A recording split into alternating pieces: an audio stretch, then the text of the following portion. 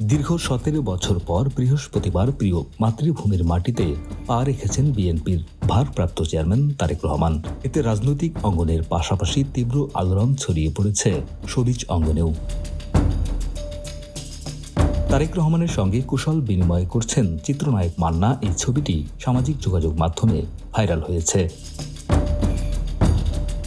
ছবিটিতে দেখা যায় তারেক রহমান হাসি মুখে তাকিয়ে আছেন মান্নার দিকে। নায়ক মান্নাও হাসি মুখে তারেক রহমানের দিকে তাকিয়ে আছেন। একই সঙ্গে তারা হাত বাড়িয়ে কুশল বিনিময় করছেন। ছবিটি কত সালের এবং কোথায় তোলা সেই তথ্য সম্পর্কে মান্নার স্ত্রী শেলি মান্না গণমাধ্যমকে জানান, এটি 2002 সাল পরবর্তী সময়ে তোলা।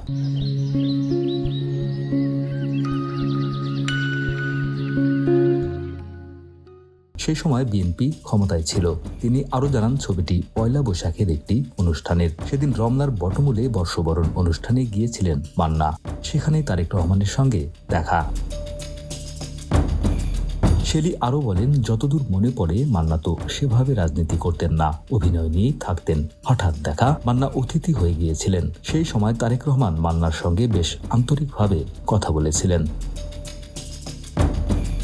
তারেক রহমানের প্রত্যাবর্তনের দিনে এই ছবি সামাজিক যোগাযোগ মাধ্যমে আলোচনার কেন্দ্রবিন্দুতে পরিণত হয়েছে। ডেস্ক রিপোর্ট, আমাদের সময়।